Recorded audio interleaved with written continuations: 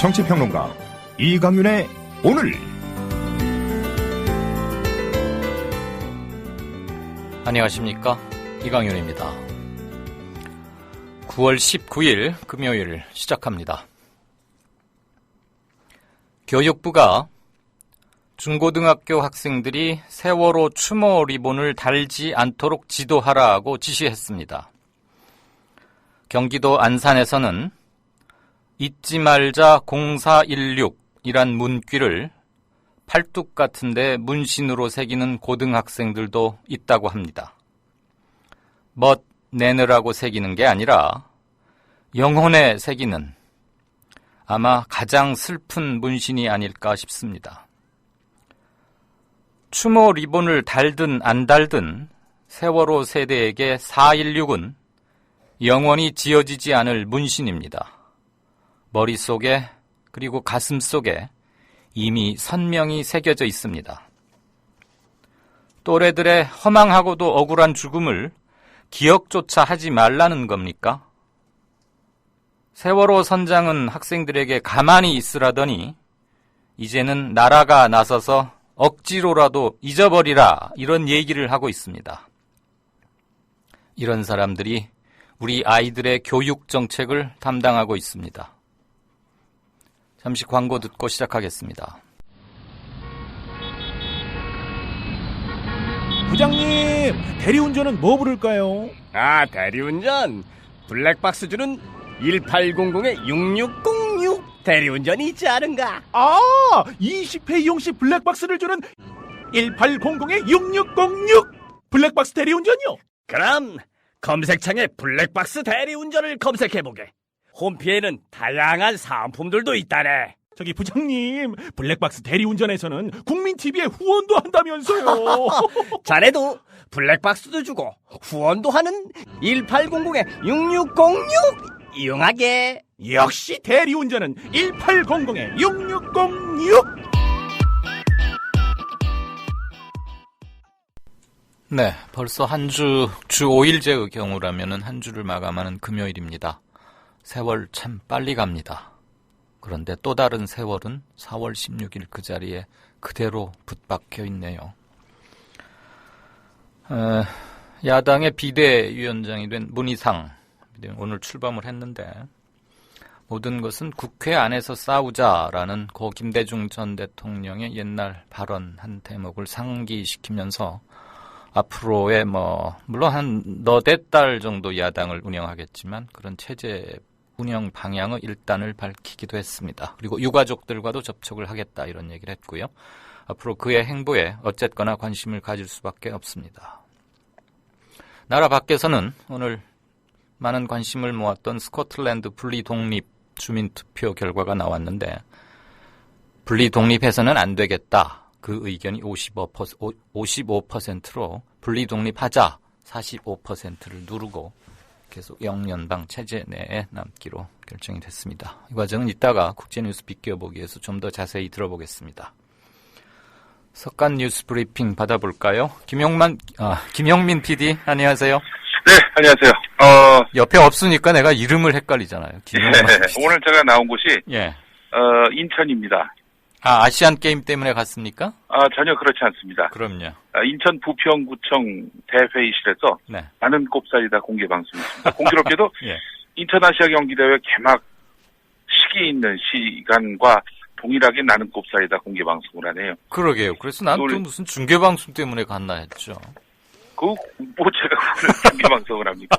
인천 지역에 우리 조합원들이 자신감이 있는 거예요. 예. 아시안 게임에 이 상대가 된다. 나는 곱살이다 공개방송. 농담입니다. 네. 자, 오늘 첫 번째 소식 볼까요? 네, 정동섭 안전행정부 장관이 예. 국회 자진 해산을 촉구 했는데, 허허. 이 양반 자신이 위장 전입, 부동산 투기, 논문 표절, 군복무 특혜, 사실상 다 드러난 거 아닙니까? 예. 그래서 인사청문 보고서 채택도 받지 못한 반쪽짜리 장관에 불과한데, 이런 양반이 국회가 제 할 일을 못하고 있다라면서 국회 해산을 지금 사실상 요구했단 말이죠. 예. 이런 말이었습니다. 다수결을 중시하는 대통령제인 우리나라가 내각제 국가처럼 합의를 중시한 국회 선진화법을 도입했지만은 여야가 정쟁으로 합의를 못 이뤄서 국회가 지금 교착 상태에 빠질 경우에 대한 해법을 마련하지 못했다. 우리 헌법에 따르면은 대통령은 긴급 재정명령은 할 수 있어도 국회 해산은 못한다. 국회가 자진 해산하는 것 외에는 다른 방법이 없다라면서 국회 빼산까지 주장했습니다. 한동안 조용히 있어서 자숙하는가 싶었는데 깜이 안 드는 자신이 장관이 됐으니 또 뭐 묵묵히 일만 열심히 하는 것 아닌가 뭐 그렇게들 생각하는 분들이 있었는데 말이죠. 네. 박근혜 대통령이 지난 16일 국무회의에서 야당을 비난하면서 세비 반납까지 주장하자 여기 한 발 더 나가서 국회 해산까지 주장한 것 같습니다. 뭐 당연히 야당은 반발했는데요. 대통령께서 국회를 무시하니 장관까지 나서서 대통령의 눈에 들기 위한 발언에 앞장서고 있는 것 같다. 대선 공약 하나 제대로 지키지 못하면서 취임 이후 도대체 무엇을 했는지 기억조차 나지 않게 하면서 이 정부야말로 불능 상태가 아닌지 되돌아봐야 할 것이다. 이렇게 맞받았습니다. 예, 안전행정부라 그러면은 행정부에서도 안살림 맡아서 하는 마치 무슨 예. 모임의 총무 같은 자리고 어쨌거나 현재까지는 세월호 직접 주무부처인 안전소관이기도 하지 않습니까? 막대한 그런데 이렇게 막대한 그런 영향력이 있죠. 그런데 예. 국회 해산 운운하는 지극히 정치적인 발언을 그것도 장관이 할 수 있다. 예. 제가 뭐 기자 생활을 시작한 뒤로 이런 듣도 보도 못한 순간 거의 한 27, 8년 만에 처음 들어보네요. 글쎄 말입니다. 이 상당히 발언의 충격적입니다. 그 어떤 파괴력이 네. 크지 않은 거 봐서는 뭐 하여튼 여간한 그런 막말들이 뭐 상당한 막말들이 많다 보니까 네. 이런 아주 중차대한 표현도 묻히는 것 같습니다. 글쎄 이게 굉장히 말입니다. 뭐랄까요? 대한민국 헌정, 의정 이 체계를 근본적으로 무시하는 그런 발언이죠. 장관 사퇴감입니다. 네, 이거는 표현의 뭐 금도 선을 넘은 그런 게 아니고 아예 질적으로 다른 이건 막말로 분류해서는 안 되고 예, 책임을 물어야 하는 정치성 발언이 예. 아닌가 싶습니다. 예. 그렇게 봐야 될 것 같습니다. 네. 뭐 새누리당은 현재 이 정종섭 장관 발언에 대해서 공식 반응을 삼가고 있는데 상당수 의원들은 과잉 충성 아니냐, 일개 강요가 더욱 전국을 꼬이게 만들고 있다. 이러면서 눈살을 찌푸리는 분위기라고 합니다. 눈살을 찌푸리는 정도로 그칠 일은 아니죠. 새누리당도 국회 한 구성원 아닙니까? 정홍원 국무총리가 참 어안이 벙벙하겠는데요. 자기가 그러면 통화라는 장관 장관 그런 이유 아니었나요? 이런 깜도 안 되는 장관 때문에 이 사람들을 이끌고 가기 너무 힘들어서 예. 무슨 당인지 뭐 하는 생각도 해보는데 뭐 개인의 어떤 이런 좀 신병을 갖고 제가 이렇게 농담의 소재로 삼은 거는 제가 취소하겠습니다. 예. 자, 그리고 전교조 관련해서 오늘 중요할 만한 이건 소식이 하나 나왔죠? 예. 고용노동부가 지난해 해직자의 노조 가입을 허용하는 규약을 시정하지 않고 있다는 이유로 전국 교직원 노동조합에 대해서 교원노조법상 노동조합으로 보지 않는다 이렇게 통보했습니다. 그래서 이제 전교조는 이 법외 노조로 이제 규정이 됐는데 말이죠. 네.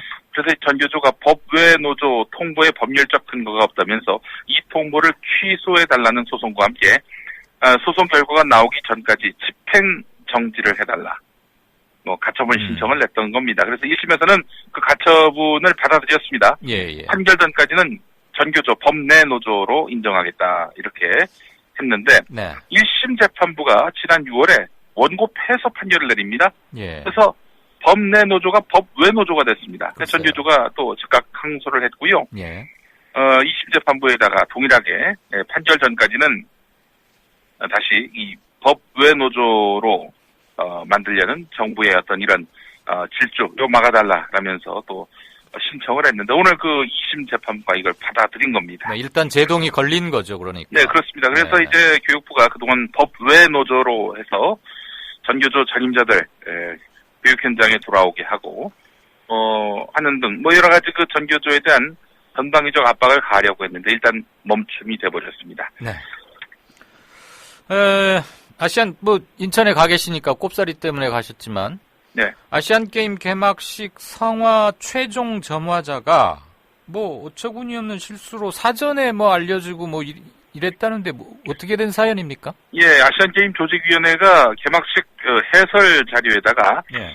성화 최종 점화자는 다양한 활동을 통해서 한국의 전통과 문화를 알린 아시아 전역에서 큰 사랑을 받는 인물이고 예. 중국의 초등학교를 설립하는 등 나눔과 봉사를 통해 아시아의 화합에 이바지했다. 이 설명자 뇌에 딱 들어맞는 인물은 한 사람밖에 없습니다. 아, 그래요?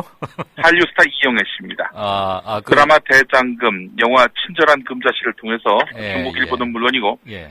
이란과 터키, 요르단, 인도 같은 서남아시아까지 이름을 알렸는데 네. 특히 그 중국 저장성 항저우 인근에 휴난현이라고 있는데 여기에다가 이영애 소학교를 세웠습니다. 누가 보아도 이영애 씨가 분명한데 조직위원회는 성화 최종 점화자가 누구인지 우리도 알지 못한다. 조직위 내에서도 극소수만 안다. 이렇게 해명을 하다가 일부 관계자는 이영애 씨 맞다. 이렇게 인정했다는 겁니다. 그러니까 대장금이라고 써놓고 이영애 아니라고 그랬군요. 쉽게 말하자면. 그런 셈이죠. 예. 예. 자, 사실은 역아시안게임에서 스포츠와 관계없는 인물이 성화 최종 점화자로 나선 전례는 없었습니다. 그렇네요. 자, 하여간 이 성화 최종 점화자가 사전에 공개되면서 논란이 일었는데요. 네. 조직위는 성화 최종 점화자 교체 여부를 검토하고 있는 것으로 알려졌지만 이제 뭐 개막식 1시간 전입니다. 글쎄요. 뭐 또 시간적 한계 때문에 가능성은 크지 않은 것으로 보이는데요. 만약에 이영애 씨가 성화를 들고 나온다면은 뭐 정말 아시안 게임은 시작부터 삐걱거리는 그런 셈이 되겠죠. 예. 박근혜 대통령이 성화 점화를 하진 않겠죠. 예. 자, 또 유머로 마무리 짓는 김영민 PD의 석간 브리핑 잘 들었고. 예, 이 나라는 뭐 거의 그분 아니면은 뭐 아무것도 설명이 안 되는 그런 나라가 되어버렸기 때문이죠. 네. 뭐 세비 받지 마라, 뭐 삼권 분립, 뭐 이런 근간들이 그분의 말에 의해서 흔들리는 이런 현실을 보면은 그분이 최종 성화 점화자가 된 것은 아닐까 하는 뭐 그런 살짝 엉뚱한 생각도 해보게 됩니다. 네. 자, 잘 들었고요. 현직 예. 퇴근하지 마시고 사무실로 복귀하십시오. 근무 예, 태도 알겠습니다. 체크하겠습니다. 고맙습니다. 잘 들었습니다. 지금까지 석간 브리핑 인천에 나가 있는 김용민 PD로부터 들으셨습니다.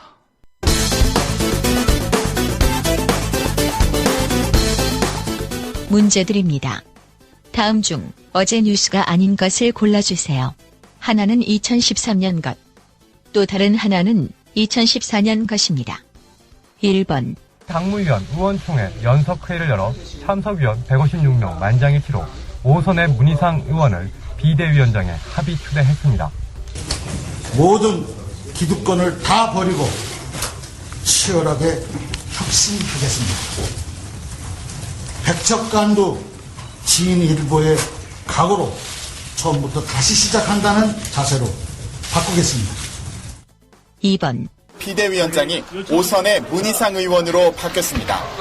상임고문단과 전직 원내대표 등 당의 원로 중진들은 2시간 반 논의 끝에 위기에 빠진 당의 구원투수로 문 의원을 선택했습니다. 강력한 야당이 서야 여당도 바로 서고 대통령도 바로 설 수 있습니다. 야당이 잘 설 수 있도록 국민 여러분, 당동지 여러분 꼭 도와주십시오. 살려주십시오. 또 비상대책위원장이 된 문희상 의원 어제 한마디를 날리는데 이것도 운명인가 봐. 2005년 당시 여당 대표는 문희상 의원, 야당 대표는 박근혜 대통령. 어떻게 하면 더 좋은 정책이 되냐 하는 거 가지고 이제 토론을 하고 앞으로 그런 정치를 할 수 있도록 네. 의장님하고 저하고 네, 그러면. 예, 약속을 예, 단단히 합시다. 약속이에요, 약속. 예, 이거 안 지키시면 큰일 납니다.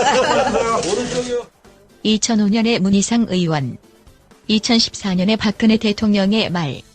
시대와 지위는 달라졌지만 서로의 말은 절묘하게 논리적으로 호응되는데 국민 여러분, 자유민주 체제의 근간은 무엇입니까?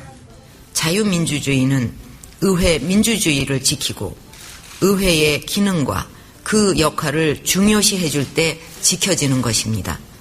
의회 민주주의의 근간이 훼손되는 것을 막고 현재의 혼란을 극복하지 못한다면 더욱 큰 어려움에 봉착하게 될 것입니다. 저와 우리 당은 정치권의 합리적인 이성과 논의로 이 일이 잘 마무리될 것으로 기대했었습니다. 그러나 책임 있는 제1야당이라고도 하기에는 도저히 믿기지 않는 억지 주장을 펼치고 있습니다. 지금 시급한 민생 법안은 전혀 심의되지 않고 있습니다. 의회 민주주의는 실종되고 민생도 경제도 뒷전으로 밀려났습니다. 급기야 민생 과제를 해결해야 할 민생국회도 내팽개치고 장외투쟁도 불사하겠다고 합니다. 이것이야말로 국정을 흔들고 나라의 정체성을 질주하는 시대착오적 행위라고 생각합니다.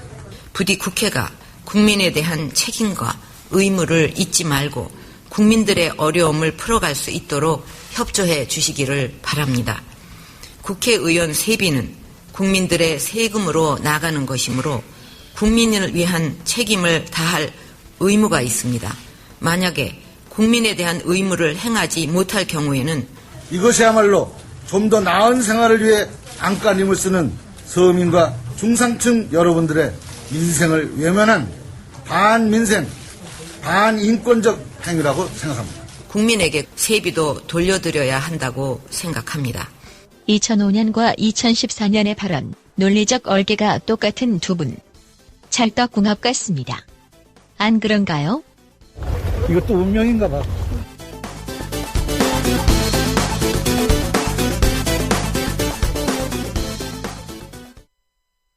네, 6시 18분입니다. 게시판 좀 보고 다음 코너 들어가겠습니다.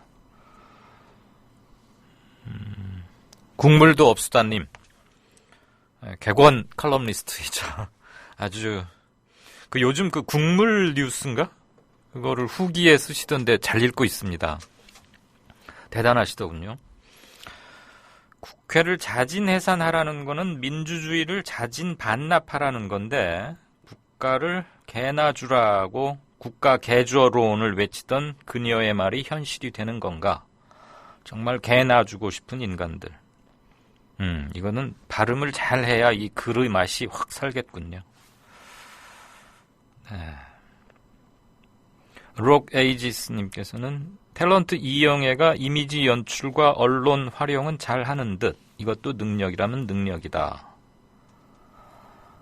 아시아게임에 관심이 없어서 오늘이 개막일인지 몰랐다고. 네. 그래도 우리 돈 들여서 손님들 불러서 하는 거니까 관심은 좀 가져줘야죠. 블루벨벳님, 오랜만에 뵙겠습니다. 저도. 불쏘시개님께서는 그 전교조 판결 그 관련 짤막하게 올려주셨고요. 고맙습니다. 대통령이 의원들한테 일 안 할 거면 세비 반납하라고 했죠. 그러니까 오케이 마리님께서 박근혜 의원 시절에 국회 본회의 출석 기록이라거나 이런 것들 의정활동 형편없었다. 이걸 지금 국회 사무처 자료인 것 같은데 그렇군요. 국회 회의록 시스템 그 도표에서 전부 다 결석 아니면 청가 사전에 결석 통보하고 불출석했다 이런 거죠. 그래서 출석률 0%, 결석 100% 이렇게 마킹을 해가지고 올려주셨습니다. 이거 많이 돌아다니더군요. 어쨌거나 고맙습니다. 참 그리고 그 광고도 나오던데 왕싸가지라고 닉네임을 쓰시는 아주 열성 조합원 겸 청취자분 어제 서울 다녀가신 모양이시대요. 여기 미디어 협동조합 사무실 와서 직접 손수 재배하신 것 같은데 그 풋고추 이런 것들도 아주 감동적인 잘 받았습니다. 많은 사람들이 되게 좋아하고 뭉클해 하던데요. 대표로 제가 감사의 말씀을 드리겠습니다. 어제가 아니고 그저께였죠. 제가 깜빡했습니다. 그 댓글 단다는 걸 그만 깜빡해서 이렇게라도 인사를 드립니다. 조금 있다가 다시 한번 게시판은 더 좀 보겠고요. 다음 코너 들어가죠. 이강윤의 오늘, 이제는 정가 산책으로 함께합니다. 정치권 동향 생생하게 풀어드릴 분은요. 네, 양정대 기자. 네, 안녕하세요. 안녕하세요. 문희상 비대위원장 체제 오늘부터 공식 출범했는데 네. 가장 큰 현안이라고 할 수 있죠. 세월호 특별법 관련해서 뭔가 좀 돌파구가 나오지 않겠느냐라는 기대감이 그냥 막연한 겁니까? 좀 근거가 있는 겁니까? 일단 뭐 근거가 있다고 봐야 되지 않을까 싶은데요. 예. 일단 오늘 문희상 비대위원장이 언론을 통해서 공식적으로 세월호 특별법 문제와 관련해서 이 수사권 기소권으로 이 협상을 적극적으로 이것을 받아내는 협상을 하지는 않을 것이라는 그런 뉘앙스를 분명히 풍겼습니다. 그러니까 목표치를 좀 낮추겠다 이 말입니까? 유가족들 그렇죠. 동의를 좀 미리 구해서. 예. 그래서 이제 그 문희상 비대위원장의 표현은 세월호 특별법 협상의 경우에 유가족의 동의가 아니라 양해를 구하는 그런 정도 이렇게 얘기를 했는데요. 예. 이게 이제 동의가 아닌 양해라는 말이 어떻게 보면 사실은 지금 유가족들은 수사권 기소권을 요구하고 있지만 실질적으로 이 상대가 있는 여야 간 협상 과정에서 네. 수사권 기소권을 갖고 합의를 그것을 얻어내는 합의를 이끌어내기는 현실적으로 쉽지 않은 만큼 좀 더 좀 현실적인 부분에서 따낼 거를 따내겠다. 그러니까 실리를 추구하겠다. 이런 걸로 해석이 됩니다. 예. 이게 이제 구체적으로 오늘 기자들과 만난 자리에서 그 2차 합의안 박영선 원내대표가 지난 8월 19일이던가요? 19일 맞아요. 예, 2차 합의안 부분 여기서 조금 더 이 여당의 양보를 얻어내겠다. 이제 이런 현실적인 목표를 가지고 있는 것 같습니다. 예. 일단 그 두 가지 점을 좀 봐야 될 것 같은데요. 하나는 지금 새누리당이 이제 문희상 비대위원장의 의중이 이제 정확하게 드러나진 않았지만 어쨌든 큰 방향에서 마치 이제 새롭게 협상을 시작하면 수사권 기소권을 적극 요구하지는 않을 거다라는 거는 이제 어느 정도 이제 밑자락에 깔렸으니 예. 이제 일단 그런 부분은 환영한다. 이제 이렇게 밝히고 있고요. 그런데 이제 문희상 비대위원장이 오늘 이제 더 나가지는 않고 대신 언론을 통해서 좀 분명히 얘기한 거는 본인은 수사권 기소권을 둬야 한다고 생각하고 그게 맞고 헌법에 위배되거나 뭐 그런 거는 말도 안 되는 주장이다. 예. 대신 이게 여야 합의가 쉽지 않은 거의 불가능한 상황이니 현재 현실적인 해법을 찾아 나가겠다. 이런 류의 얘기를 하면서 이 박근혜 대통령이 주장했던 내용을 아주 조목조목 반박을 한 게 있습니다. 네. 이거는 이제 뭐 어떻게 보면 사실 그러니까 문희상 비대위원장 같은 경우도 뭐 지금 시점에서 보면 사실은 뭐 야권 정치인들 중에서 이 산전수전 다 겪은 정치인 중 한 명 아니겠습니까? 예. 그러다 보니까 이 야권 지지층의 그러니까 뭐랄까 이렇게 그 전반적인 좀 의견 이런 것들의 결절점이 어디인지는 분명히 짚어주되 현실적으로 여야 합의가 가능한 그야말로 좀 정치를 통해서 이 협상력을 발휘할 그런 여지는 남긴 것으로 좀 그렇게 봐야 될 것 같네요. 그러니까 배트를 짧게 잡고 적당한 안타 하나를 치겠다 이 소리죠? 그렇게 봐야 될 것 같습니다. 길게 잡고 홈런 노리다가 또 헛스윙 삼진 이것보다는 그리고 미리 유가족들과 소통을 통해서 그게 중요하군요. 동의가 아니라 양해를 좀 구하겠다. 그렇죠. 양해가 구해지면 그 선에서 여당과 접촉을 해서 2차 수정안보다 반 스텝이라도 나간 것 가지고 서로를 함께 설득하고 마무리 짓자.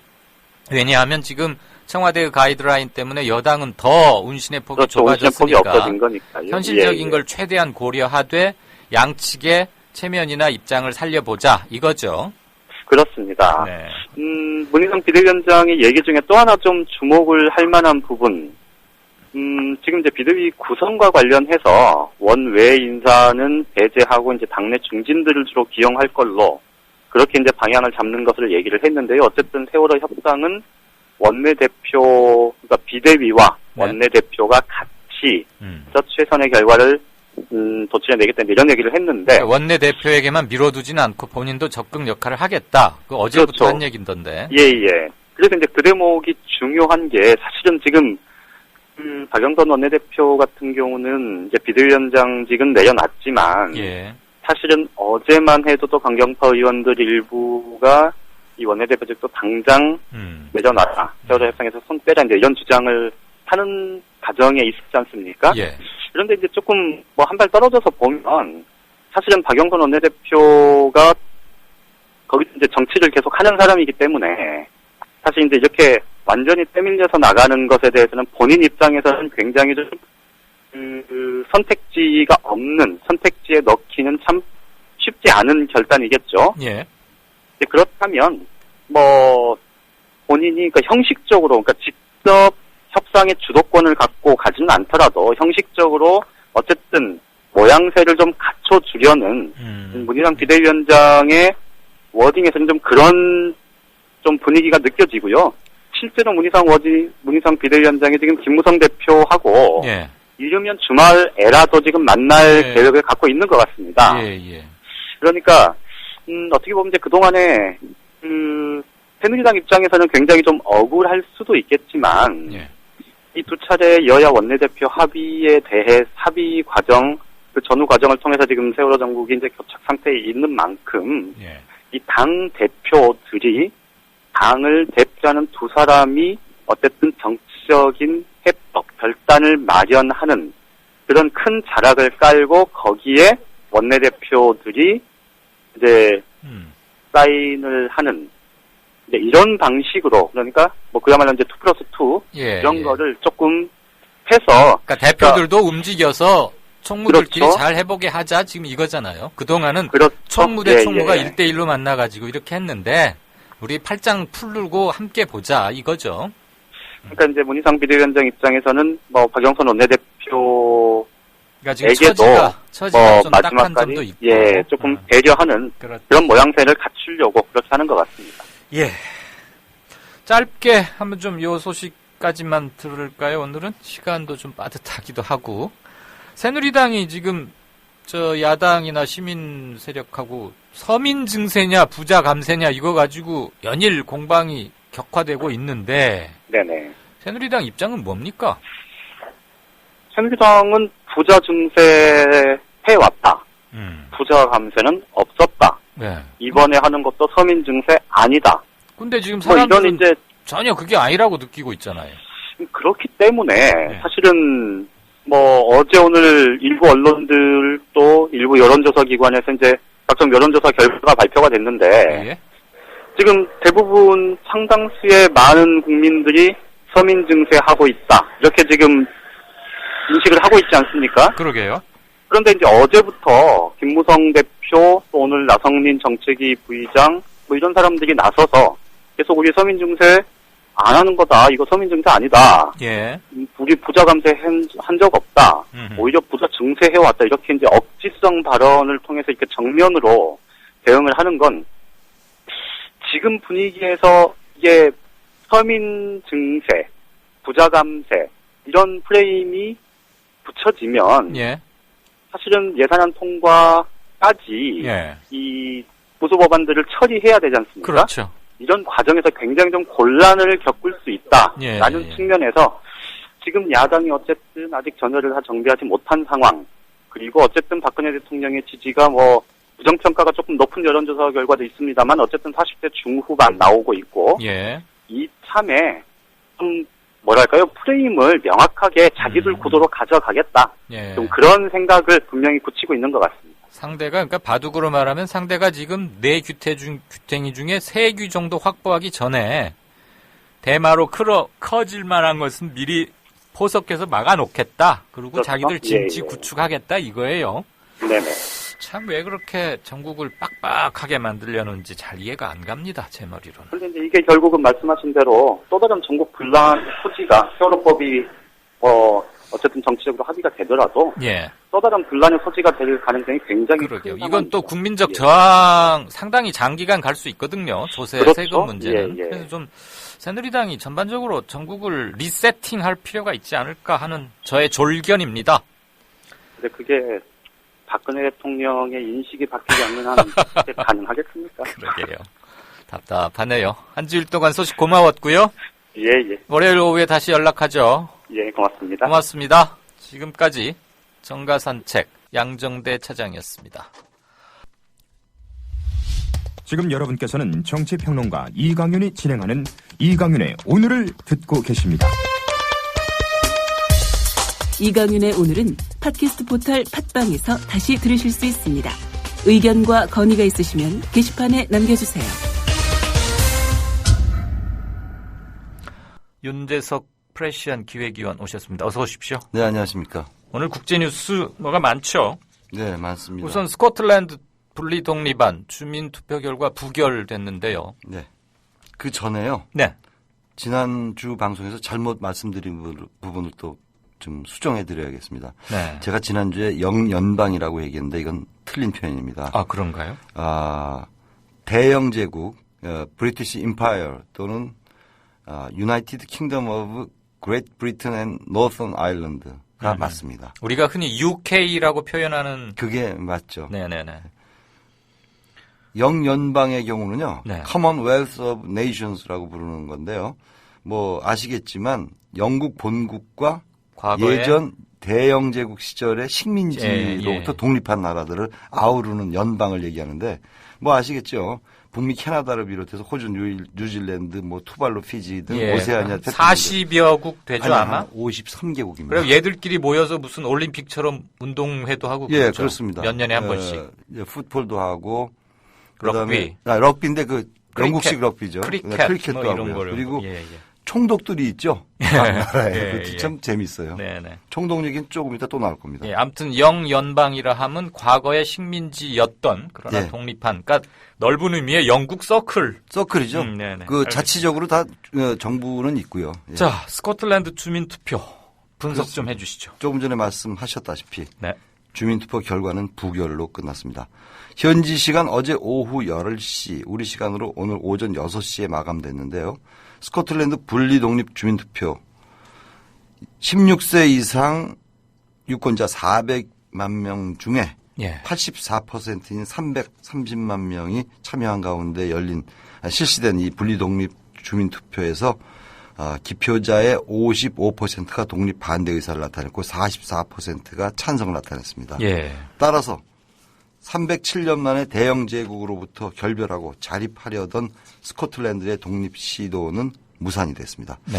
오늘 사실 BBC는요, 아침에 제가 보니까 일찌감치 반대 의사가 우세하다. 그러니까 물 건너갈 것이다. 라고 예견을 하더라고요, BBC는. 속보나 스팟으로 뜨는 건 저도 새벽에 보긴 했는데 전 세계인의 관심을 모았던 그렇습니다. 아닙니까? 더군다나 그 결과에 따라서 나라가 하나 생기는 건데. 네네, 미칠 영향도 상당했고, 그런데 이 본 주민투표 앞두고 뭐 각종 여론조사가 이렇게 서로 엇갈리고 막 그랬잖아요. 그러니까 반대에서 찬성이 더 많은 쪽으로 가다가 뭐 또 나중에는 굉장히 엎치락 뒤치락 했었는데 오차범위 내에서 오차범위 엎치락 뒤치락 했었는데 어쨌거나 숙적이자 앙숙이었던 300년 철천지 원수라고도 할 수 있는데 결국 주민들은 잔류하는 것을 택했던 그런 이유는 뭐라고 봐야 됩니까? 그렇습니다. 이 독립할 경우에 지난번에도 말씀드렸지만 여러 가지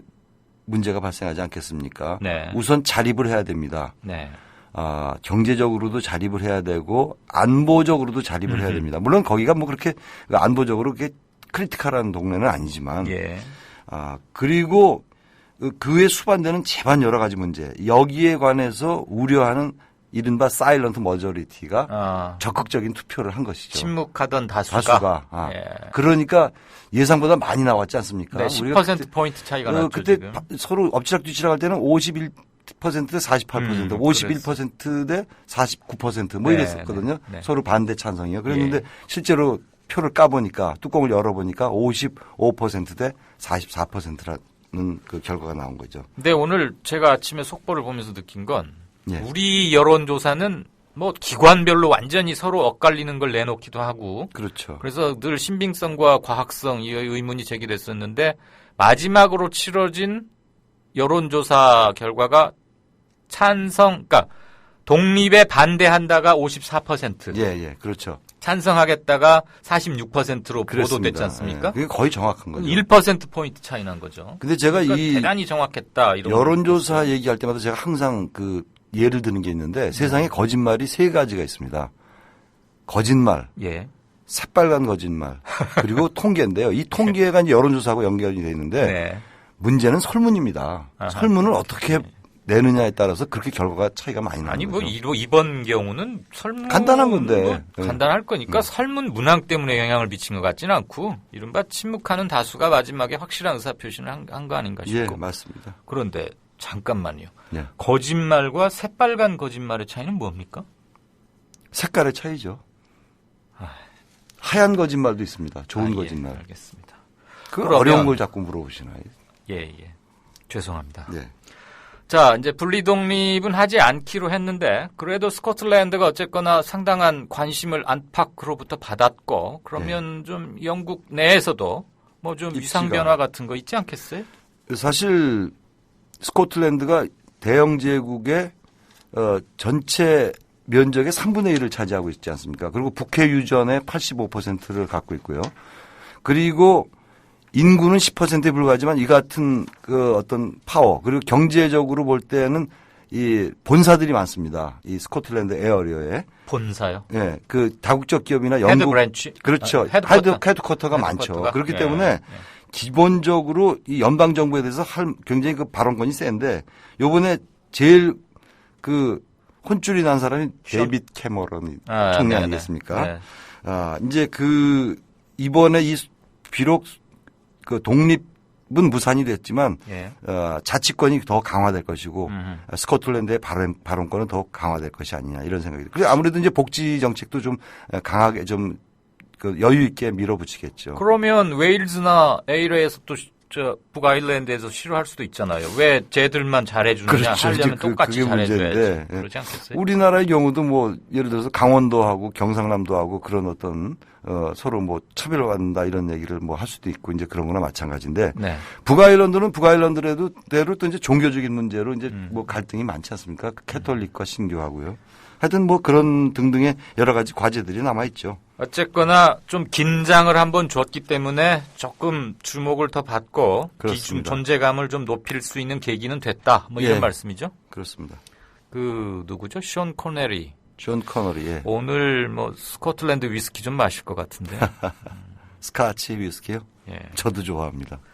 자, 그건 그렇고 주한미 대사 한국계였던 성김 씨에서 이제 다른 사람으로 바뀌죠. 누가 온답니까? 예. 박년 41세. 박년은 사실 20세를 얘기하는 건데. 그렇죠. 이거 부록이긴 하지만 너무나 젊어 보여서 제가 박년이라고 붙였습니다. 41살입니다. 마크 윌리엄 리퍼트. 신임 주한 미대사로 상원의 인준을 받았는데요. 오늘 전체 회의에서 구두 표결로 그러니까 찬성합니다. 뭐 이래가지고 예라고 그러죠. YEA. 예 그래가지고 예. 이제 통과가 됐는데 네. 이제 의회 절차는 다 끝났으니까 리포트 지명자는 조만간 버락 오바마 대통령의 신임장을 발부받는 대로 한국으로 부임할 예정입니다. 어떤 경력을 갖고 있는 사람입니까? 뭐 하던? 리포트 지명자 아주 잘생겼어요. 외모 말고. 2009년에 오바마 행정부 출범 이후에 백악관 안전보장회의 NSC 수석보좌관 굉장하죠. 그리고 비서실장 백악관 아니죠. NSC NSC의 비서실장 그리고 국방부 아태 담당 차관보를 거쳐서 이거는 뭐 필수 코스니까. 그렇죠. 그리고 국방장관 비서실장을 지냈습니다. 그러니까 외교와 안보 통이라고 할 수 있겠는데 그 앞서서 2005년에 당시 연방 상원의원이던 오바마 대통령의 외교 안보 담당 보좌관으로 입문을 합니다. 그러니까 오바마 대통령하고는 끈끈한 인연이 되겠죠. 예. 그리고 2008년 대선 과정에서도 역시 외교 안보 부문의 정책을 입안하는데 깊이 관여한 것으로 알려져 있습니다. 아무튼 뭐 외교 안보의 중요한 캐리어 패스는 많이 거친 것 같은데. 커리어입니다. 뭐 나이를 따지는 것은 동양 그중에서 특히 한국 사람들의 좀 뭐 관행 같긴 합니다만 41살이면 참 젊긴 젊네요. 근데 클린턴 대통령이 그 미국 대통령 될 때 나이가 46살이었죠. 6살이었습니다. 그러니까 이거 나이 뭐 사실 41살 정도면은 다 숙성된 인물이라고 볼 수 있지 않겠습니까? 그리고 이 커리어를 보십시오. 대단하지 않습니까? 사람한테 숙성이라고 하는 건 처음 들었습니다. 예, 어쨌거나 나이보다는 그가 그동안 수행해왔던 일, 그리고 한반도 정세에 대해서 어떤 인식을 갖고 있느냐, 뭐 이런 게 우리로서는 훨씬 더 중요하지 않을까 싶습니다. 그 중요한 것은요, 이 친구가 이제 스탠퍼드대에서 정치학 학사하고 국제정치학 석사를 받은 것 외에 예. 이라크전에 참전한 참전용사입니다. 그래서 동성무공훈장을 받기도 했습니다. 그러니까 가서 전투 행위를 했다 그렇죠. 이겁니까? 사병이지만은 네. 동성무공훈장이면 사병한테 주는 훈장인데 네. 어찌 됐든 참전용사입니다. 어쨌거나 우리한테는 중요한 외교적 포스트 인물이 바뀌는 건데 그렇죠. 한미 양국의 외교가 반응들은 어때요? 외교가 반응은 역시 조금 전에 진행자가 이제 얘기하신 대로 정치적 중량감은 좀 떨어진다. 그렇지만 오바마 대통령의 신입이 워낙 도타워서 그리고 또 미국의 한반도 정책과 동북아 전략에 힘이 실리지 않겠느냐. 이 사람이 전문가니까. 예. 그리고 또 오바마가 굉장히 아끼니까. 리포트 대정자 지명 후에 이렇게 얘기했습니다. 한미일 3국 간 협력을 적극적으로 추진하겠다. 그러니까 아무래도 리포트 대사가 부임을 하면은 한미일 간의 그 협력이 조금 이전보다는 나아지지 않을까 이런 네. 기대를 할 수 있겠습니다.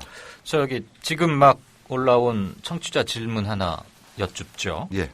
궁금해요라는 닉네임을 쓰신 분께서 이번 주한미 대사 내정자가 예. 일본의 집단적 자유권과 관련된 인물이라고 들었는데 맞습니까? 어떤가요? 라고 물어주셨습니다. 아무래도 국방부 장관 보좌관을 지냈기 때문에 네. 집단적 자위권에 대해서는 그 긍정적인 사고를 갖고 있죠. 그러나 일단 부임하면 우리가 이제 그 기자회견도 열고 할 거 아니겠습니까? 그래서 그 부분에 대해서는 우리가 집중 공략을 해야 되겠죠. 예. 당신의 마인드를 바꿔야 된다. 이 부분에 대해서는. 그것도 우리의 어떤 하나의 언론의 책무일 거라고. 책무인데 말을 듣든 안 듣든. 글쎄요. 뭐 우리가 지적은 할 수 있겠지만 본인이 얼마나 수정을 할지는. 압박을 좀 강해야죠. 세게 압박을. 저도 만약에 뭐 기자회견 한다면 가서 한번 질문을 하려고 합니다. 플로어에서라도. 플로어에서? 네, 플로어에서. 영어로 하실 겁니까? 그거 당연하죠. 네, 발음은 그지같죠. 잠깐만요. 아까 우리 윤재석 위원 주말에 한 번 나오시는 거라 시간이 조금 길고, 우리 최 PD가 재미있는 걸 하나 올려주셨어요. 예. 그래서 제가 읽어드릴게요. 아까 윤재석 위원은 잘 모르는 채로 3가지 거짓말이 있다 이렇게 한 것 같은데, 공인받은 3가지 거짓말을 말씀드리겠습니다. 우선 첫째, 검은 거짓말이 있답니다. 영어로는 black lie인가요? 이것은 남에게 해를 끼치는 죄 있는 거짓말이랍니다. 이건 진짜 나쁜 거네요. 그러니까 남을 막 비방, 모략, 음해하는 그런 건가 보죠. 그다음에 말씀하신 새빨간 거짓말이 있는데, 그건 빤히 드러날 만큼 터무니없는 거짓말. 그러니까 누가 딱 들어도 에이 이렇게 수준 낮은 거짓말이야 이런 거네요. 그다음에 하얀 거짓말, 이른바 화이트 라이는 선이 없는 악이 없는 거짓말 이런 건 많이 쓰긴 썼죠. 그 외에도 색깔이 더 있네요. 계속 늘어나는데 회색 거짓말도 있답니다. 그건 하얀 거짓말과 검은 거짓말을 섞어 놓은 거짓말. 뭔지 잘 모르겠네요. 그다음에 노란 거짓말, 옐로우 라이. 응석바다 햇병아리들이 하는 거짓말. 응석바지. 아직 철들기 전에 아이들이. 네. 제가 아까 말씀드린 거짓말 얘기는 통계의 허구성을 강조하기 위해서 한 그 3가지입니다. 이제 거짓말 얘기 그만하죠. 최 PD 고맙습니다.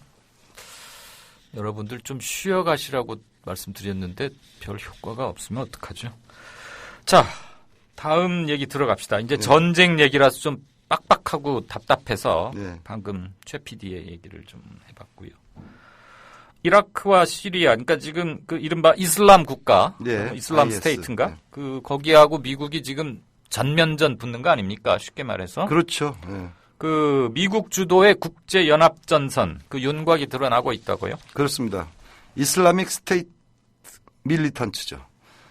IS 문제와 관련해서 군사적으로 관여하거나 관여 의사를 밝힌 국가가 이제 미국을 중심으로 해서 뭉치기 시작했는데 영국, 프랑스, 캐나다, 호주 이 뭐 전통적인 미국의 혈맹들이고요. 네네네. 여기에 이제 체코, 독일, 알바니아 옛날 동유럽 국가하고 독일이죠. 그다음에 이탈리아, 폴란드, 에스토니아, 필리핀 등인데요. 전반적으로 오바마 대통령은 이제 24일 열리는 유엔 안전보장이사회 회의에서 이 문제를 집중적으로 논의할 예정이라고 합니다. 네, 결국 관심을 모았던 터키는 빠졌군요. 그렇습니다. 터키가 지금 IS의 자기 나라, 그러니까 터키 국민 수십 명이 인질로 잡혀 있고 하니까. 그렇습니다. 40여 명인가 그렇죠. 네, 근데 터키로서는 굉장히 고민이 컸을 텐데. 좌고 우면을 해야 되겠죠. 네, 여기 참여하면 아마 인질들 목숨이 위태로울 거니까. 그게 중요한 거 아니겠습니까? 네네네. 그분들을 구해야죠. 결국 터키가 미국의 압력을 뿌리치고 여기에는 참여하지 않았다는 게 좀 인상적이군요. 그다음에 우리는 인도적 지원 국가 그래가지고 뭐 120만 달러인가 뭐 그랬는데 예. 그 반열에는 어떤 나라들이 들어가 있어요? 우리나라를 비롯해서 일본, 스위스, 노르웨이, 덴마크, 헝가리, 아일랜드, 룩셈부르크, 터키가 일로 들어왔죠. 1위 갔구나. 예, 그리고 스페인, 룩셈부르크, 뉴질랜드. 이 인도적 지원이라는 거야 뭐 어느 쪽에 부상자나 어느 쪽에 그 난민이 발생하든 간에 인도적으로 사회동포주의적 그 입장에서 지원하는 거니까. 편드는 게 아니고. 그렇죠. 지난번에 제가 설명을 잘 못 거요? 드렸는데, 시간이 없어서 설명을 자세히 못 드렸는데 그런 거니까 큰 문제는 없을 거죠. 근데 여기서 중요한 나라가 하나 있습니다. 일본이 말이죠. 네. 무려 230억 원의 무상자금 협력을 결정을 했는데요. 애초에 30억 원을 이미 결정했기 때문에 총 260억 원을 쾌척을 한다는 겁니다. 인도적 지원에. 이것도 좀 저변에 저희가 뭔지 좀 궁금해요. 우리는 한 13, 4억쯤 내는 거잖아요. 그렇죠. 근데 이 친구들은 270억? 우리보다 한 20배? 네. 하여튼 뭐 좋은 일이니까 뭐 칭찬해줘야죠. 뭐 일본한테 뭐 230억쯤이야 뭐. 그런 거 아닙니까? 환율도 10대 1이니까. 예. 그럼 그거보다는 중국의 위구르족이 IS에 합류했다는 게 선뜻 이해가 잘 안 가던데. 그러게 말입니다. 무슨 아니요, 얘기입니까? 근데 그것도 이해가 갈 수가 있는 게 일전에 그 북한 출신 우리가 한국인 IS 혐의자가 하나 포함됐다는 얘기가 있었습니다. 근데 보니까 북한 출신으로 추정된다 이런 얘기가 나왔었거든요. 그러니까 그런 거 관점에서 볼 때는 이것도 크게 신기한 일도 아닌데 인도네시아 정부가 최근에 체포한 중국 소수민족 위구르족 4명의 신병을 어떻게 처리해야 되느냐 이게 이제 관심이 주목된다. 그거 이제 자유아시아 방송이요. 미국에 있는 RFA가 보도를 했는데 오늘 보도했습니다마는 문제의 위구르족 4명은요. 이슬람 순위파 극단주의 무장 세력 바로 이 IS에 연루되어 있다는 혐의가 드러나면서 중국과 망명 위구르 단체가 긴장하고 있습니다. 그러니까 양쪽이 다 지금 긴장하는 것이죠. 만약에 이것이 사실로 드러날 경우에 중국 입장에서는 위구르족에 대한 탄압을 더 세게 하지 않겠습니까? 그죠? 그리고 정황상으로 보면은 그게 무관할 것도 아닌 것 같아요. 무관하지 않을 것 같아요. 네. 그래서 저는 또 위구르족이 늘 분리독립 이래가지고 베이징에서는 가장 신경 쓰고 있는 그런 거잖아요. 이게 지금 모자 같은 이상한 모자 쓰고 다니지 않습니까? 그죠? 미국 IS 이 복잡한 와중에 왜 위구르가 껴들었느냐. 근데 당연히 껴들 수 있을 만한 정황은 되는 거죠. 또 이슬람교니까. 예. 중국 얘기가 나왔으니까 하나 더 오래된 질문 하겠습니다. 시진핑의 그 외교 무대 활약이 어마어마하던데 주변 외교 공작 이른바 중국 용어로 공작 이런 거 많이 쓰죠. 그렇죠. 공작.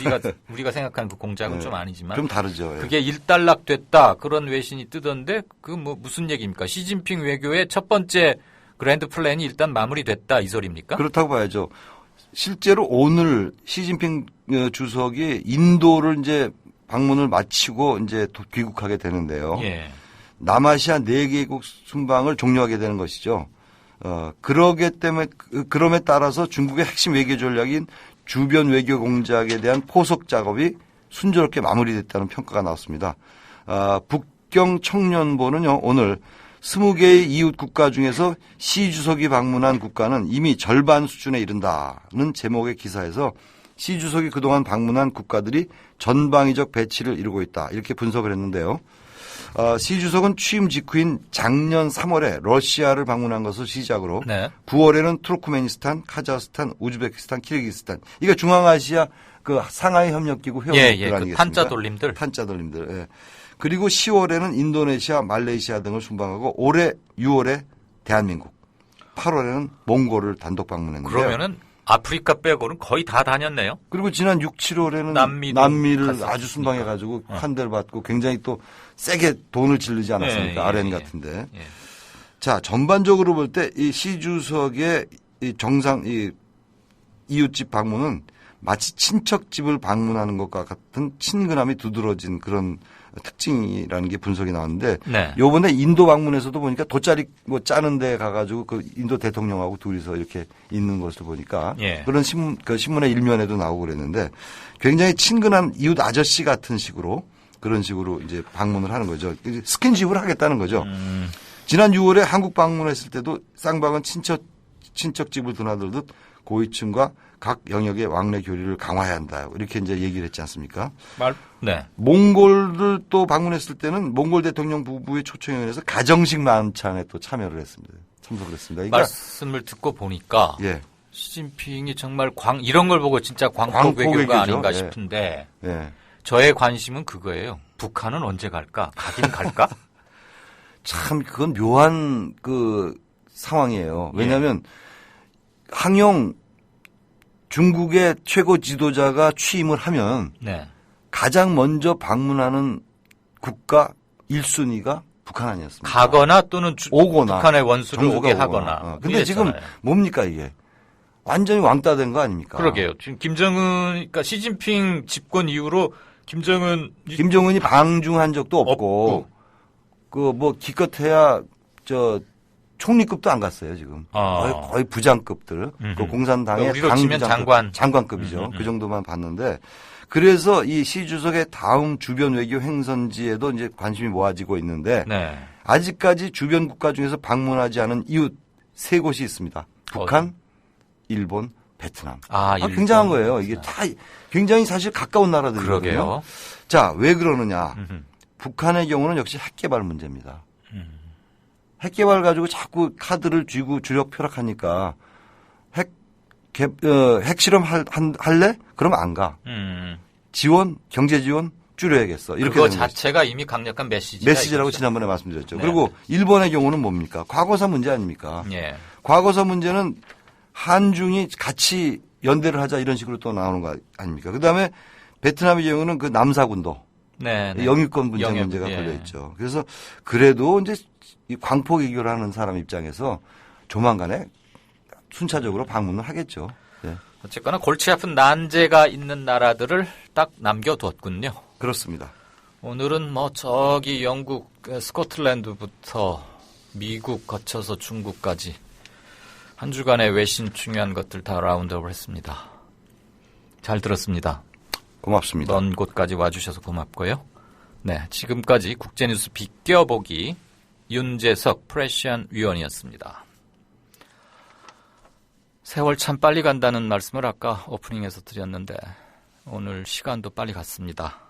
마무리 말씀드리고 월요일 날 뵙겠습니다. 새누리당 김무성 대표가 자신의 잠재적 라이벌인 김문수 전 경기도지사를 당 보수혁신위원회 위원장에 기용한 것은 며칠 전입니다. 정치적 술수로 볼 수도 있고 자신의 포용력을 과시해보려는 제스처로 볼 수도 있겠습니다. 해석이야 뭐 다들 자유겠지만 일단 외견상 그런 행보는 야권에서는 찾아보기 어려운 것이 사실이기도 합니다. 현재 상태로 여당의 잠재적 대권 주자들이 야권 주자들에 비해서 지명도나 정치적 중량감이 떨어지는 것은 사실입니다. 그렇지만 보수 진영은 이렇게 차근차근 시너지를 준비하고 있는 것 같습니다.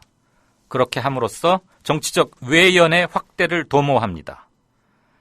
야당더러 그걸 보고 그대로 따라하라는 얘기는 아닙니다만 눈여겨는 봐야 할 것 같습니다.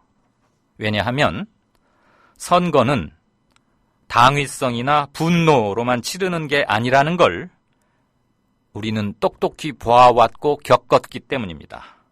그것을 아직도 깨닫지 못하고 있다면 미안하지만 보수 변화 세력에게, 보수 희망 세력에게 미래는 없을 것 같습니다. 들어주셔서 감사합니다. 이강윤이었습니다. 다음 주 월요일 날 뵙겠습니다.